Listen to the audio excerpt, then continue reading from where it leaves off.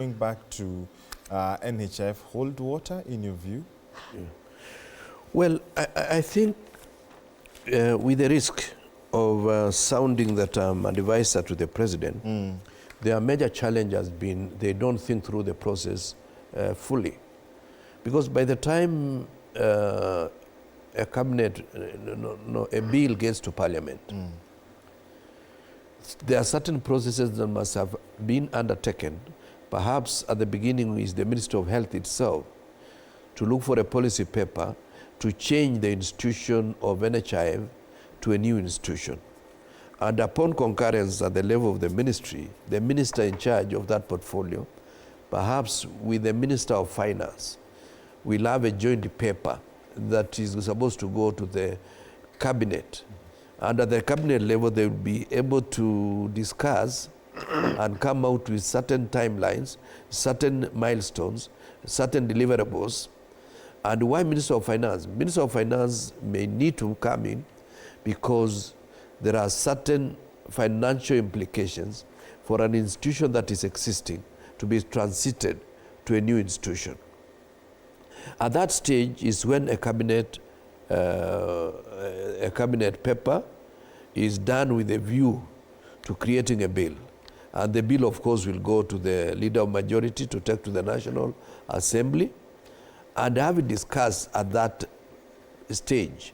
And before even it gets to the plenary, again, the Committee for Health and other associated services will sit down and go through. And at that stage, they will also be able to identify things that perhaps the cabinet never identified, and then bring to the plenary of parliament through the second reading. And at the second reading, parliament will be able to ventilate and talk about it and make suggestions. And in the third stage, in the committee's stage, that's the stage that they can make certain amendments, and those amendments now will again go back to the president once the bill has been passed in the National Assembly for his assent. The president is still got recourse to go to refer the same bill with his own memoranda or memorandum to the National Assembly and say, okay, I'm happy with it, but there are certain clauses that you need to amend. If all that process is consultative, some of the issues we are seeing today would have been obviated by certain views that come in between. So my recommendation is not really for us to go back to NHIF. My recommendation is that how are we going to do it differently? Because I can see already many senior officers, as reported in the Standard, have already been appointed on acting capacity.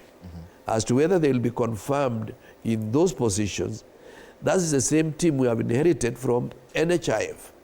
We hope the junior officers below them will also be given a chance to serve in the new organization with a bit of orientation in terms of policy, in terms of attitude, in terms of philosophy.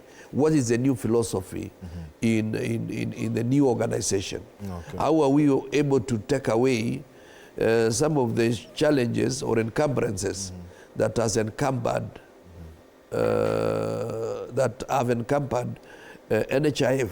So as a serious national conversation, that is how the president should look at what is happening. Okay. For them to be making admissions now means they never did their work, including Kimani Ichung'wah, who is the leader of majority in the National Assembly.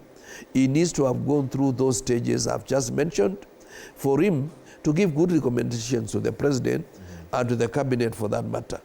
For some of these problems of trying, like they are reneging, they are apologizing. An apology in a government, we should not be apologizing at all. Do things right. And time is there for them. They still got 2.5 years. They can still make very good changes even on the eve of the next election. But the problem with them, any criticism, even if it is for them to do better, they look at it negatively. Kisia, as a leadership and governance expert, do you think it is wrong to admit that we may have started on a false start? So let's amend a few things and get this thing right. So that we wind up on this whole SHA conversation. What should be the